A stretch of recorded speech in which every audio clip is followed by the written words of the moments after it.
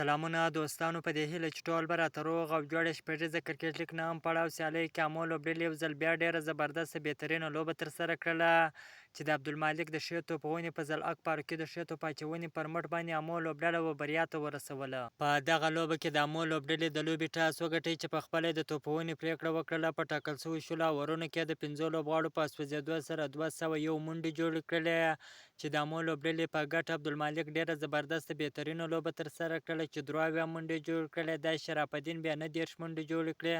په دغه لوبه کې د بندیامیر لوبډلې ډېره کمزورې توپ اچونه ترسره کړله، ونه توانېدله چې د امو لوبډلې پر وړاندې ښه توپ اچونه ترسره کړي. د امو لوبډلې یوازې 15 لوبغاړي وسوځېدل.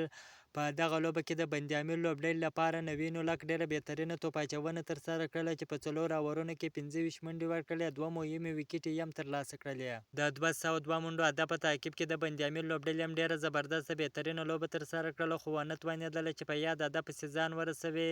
ټوله لوبډله په 102 منډو باندې وسوځېدله چې په 19 منډو په توپیر د امو لوبډلې څخه ماته وخوړل.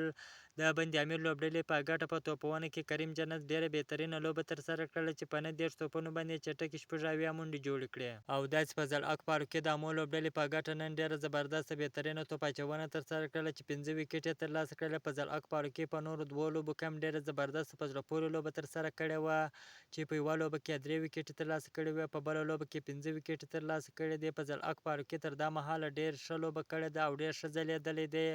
خدای دې نور هم کامیابه کړي. په نن لوبه کې شرف الدین هم ډېره زبردسته لوبه وکړله چې 3 ویکټې یې ترلاسه کړې. د لوبې غوره لوبغاړی هم په ځلعک پاروکي نن اعلان شو. که تاسو هم غواړئ د کرکټ په اړه باندې تازه او مهمو معلوماتو څخه ځان خبر کړئ نو زموږ پیج فالو چینل سبسکرایب کړئ. که دغه ویډیو په ټیک ټاک ګورئ د ټیک ټاک آیډي هم فالو کړئ.